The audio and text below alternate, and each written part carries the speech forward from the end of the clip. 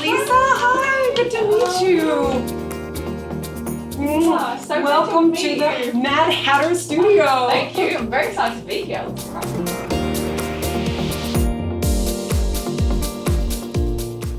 What brought me to Beijing is my husband and I both decided to start new careers here. So we came here together, just the two of us, and I went straight into my hats. I hit the ground running. I was like, I had this plan. This isn't, some people think, oh, you have a hat hobby. No, this was my plan. This is what I was going to do. Within 6 months of being here, I had a 12-page spread in Harper's Bazaar. That doesn't happen to anyone just like that. So I've always looked back and thought, why is this the case? It's because there wasn't anybody doing this here.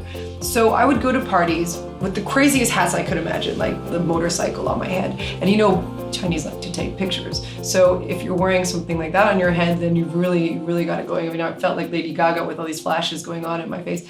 And then they're like, who's that? Who's that? Because she's wearing something crazy on her head, she's gotta be somebody. So it really went very quick. I was passing out business cards and I was getting business cards, and before I knew it, they were just pulling hats for shoots constantly. It's not overnight, and it's definitely also a learning curve. Like, I'm also giving hat etiquette classes. This is another thing that's mushrooming about is etiquette schools. And they'll learn anything from how to hold your champagne, not from me, but these are what the schools teach, to how to pronounce luxury brand names. There is a course that does this, believe it or not. So I'm hired a lot by etiquette schools to do the hat section of these programs. And that's a lot of fun, and a lot of them then think, but when do I need to wear a hat? And how do I need to wear a hat? So it's a lot of teaching. It's not that suddenly they'll wake up and say, oh, I know I really need a hat, because the issue is they want to have one, but they need somewhere to wear it.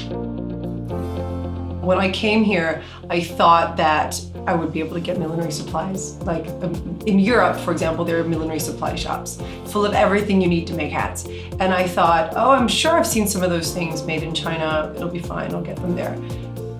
Impossible. I've now learned to embrace that, because what it's forced me to do is that if I did have a millinery supply shop, I'd probably just go in there and see what can I get to make something.